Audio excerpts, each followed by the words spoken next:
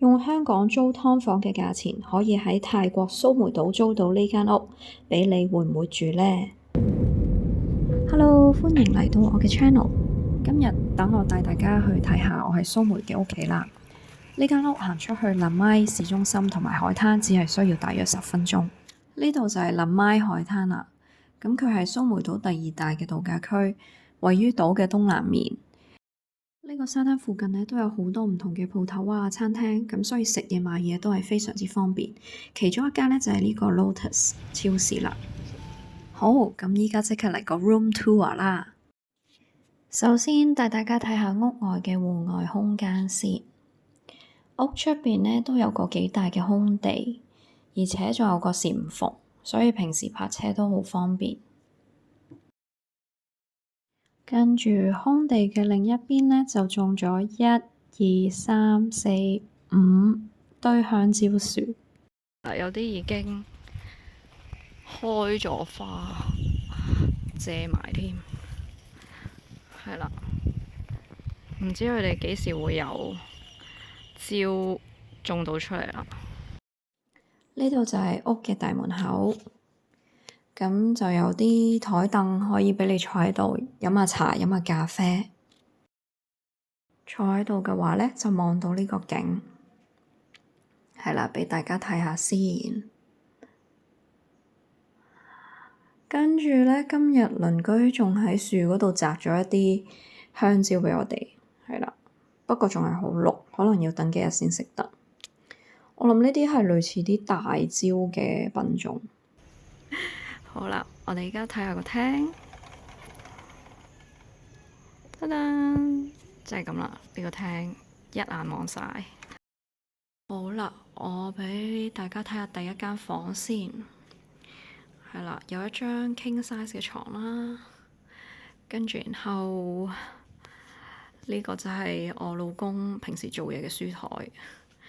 咁呢張書台呢，係我哋喺 Shopee 嗰度買嘅啫，啱啱嚟到嘅時候。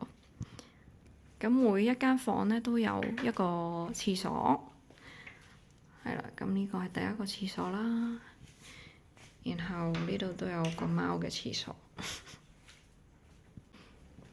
OK， 係啦。我哋另外買咗個跑步機，平時做下運動。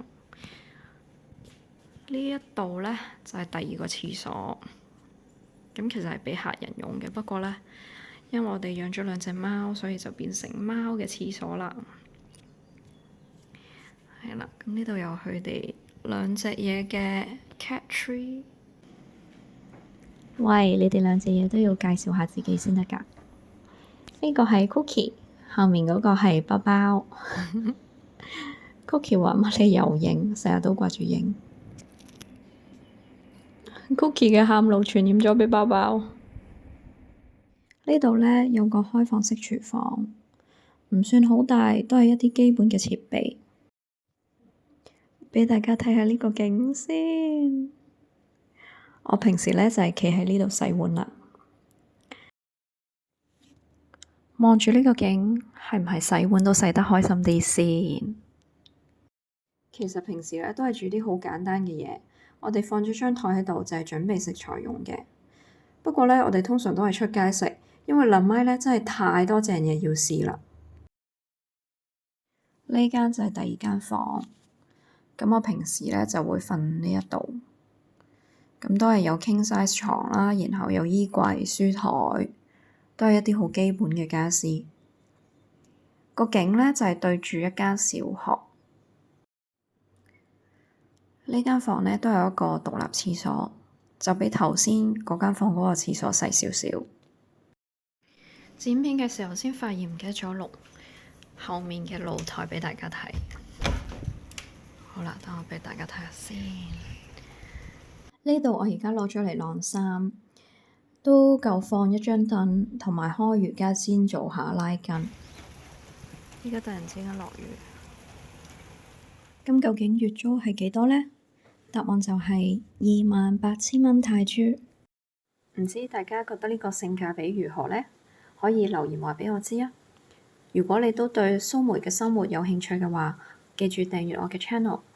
咁我哋下條片再見啦，拜拜。